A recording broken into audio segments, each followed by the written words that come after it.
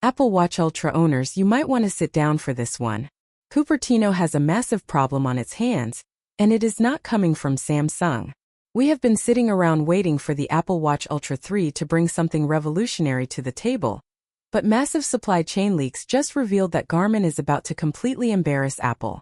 I am talking about the upcoming Garmin Fenix 9 Pro.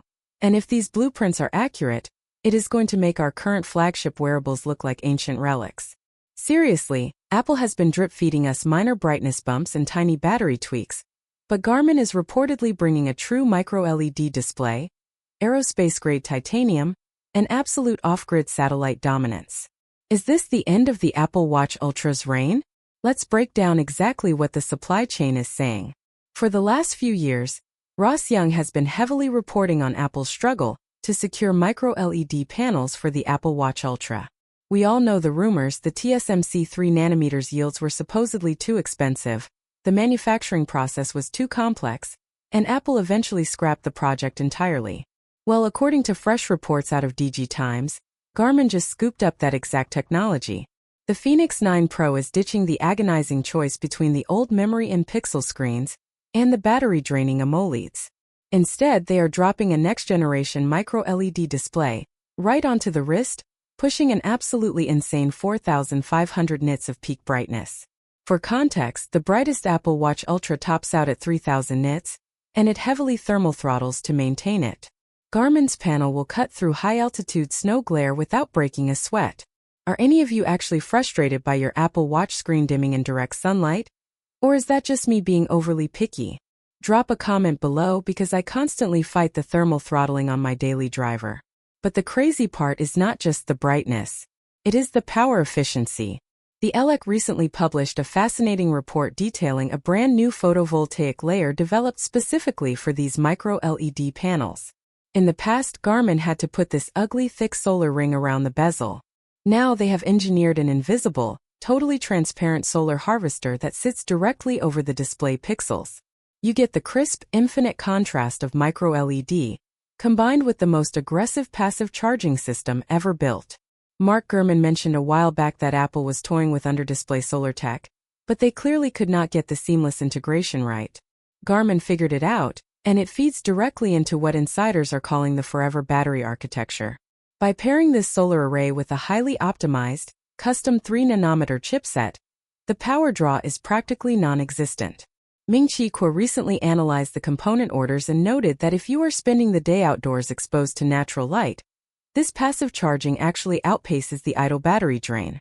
You could theoretically go on a month-long backpacking trip, constantly tracking multi-band GPS, monitoring your heart rate using the built-in flashlight, and never actually plug the watch into a wall. Meanwhile, I am still charging my Apple Watch Ultra every 2 days.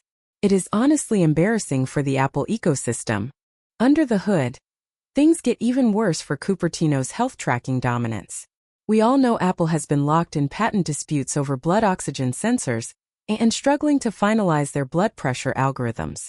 Well, Makotakra just corroborated leaks pointing to Garmin's new Elevate Generation 6 sensor array.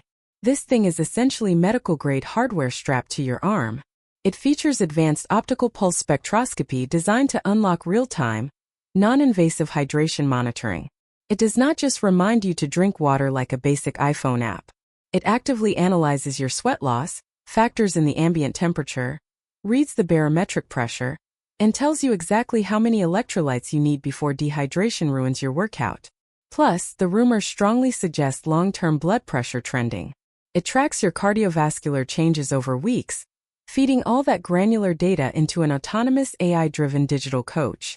It learns your physiological breaking points and rewrites your training schedule on the fly. Honestly, I'll believe it works flawlessly when I actually test it. But just the hardware ambition alone makes Apple's activity rings look like a child's toy. And then there is the absolute survival aspect. Shrimp Apple Pro dug into some regulatory filings and found solid evidence of a feature called SATLink 360. Apple made huge waves when they introduced emergency SOS via satellite on the iPhone, but Garmin is building true two-way satellite messaging directly into the Fenix 9 Pro chassis. You do not need your phone. If you break your leg in a canyon with zero cellular service, your watch becomes your absolute lifeline. You can trigger the SOS, text directly with search and rescue teams, and broadcast live coordinates. Garmin's third-generation SATLink technology dynamically shifts between standard GPS and multi-band satellite frequencies to preserve battery, while maintaining a flawless lock through heavy tree cover. To power all this, they are introducing a buttery-smooth 120 Hz refresh rate on the user interface. Panning across topographical maps is going to be completely instantaneous, gliding under your finger just like Apple Maps on an iPhone 15 Pro. You even get dynamic weather radar overlays right on the watch face. The physical build is getting an upgrade to incredibly light, super strong grade 5 titanium, featuring a hybrid control system. You still get the iconic 5 physical buttons for when you are wearing heavy winter gloves, but they are adding a precision magnetic rotary crown for rapid menu scrolling. It feels like they took the digital crown from the Apple Watch and engineered it to survive a literal war zone. And that built-in LED flashlight? They are upgrading it with insanely bright output and programmable emergency strobe patterns. Apple gave us a bright screen that turns white to act as a flashlight, which is frankly a joke compared to a dedicated, high-lumen LED beam built right into the watch housing. So what about the price? This is where the infamous Apple tax usually comes into play, but Garmin is pricing this for the elite tier. Supply chain whispers point to a late summer release with premium configurations, hitting the $1,500 mark. That is nearly double the cost of an Apple Watch Ultra. But for the hardcore endurance athletes and outdoor professionals who need infinite off-grid capability and bulletproof reliability, it might just be worth every single penny. I really want to know what you guys think. Would you ever drop $1,500 on a Garmin watch? Or are you too deep into the Apple ecosystem to ever leave? Apple desperately needs to respond to this at the next keynote because right now the wearable war is officially heating up, and Garmin is taking no prisoners.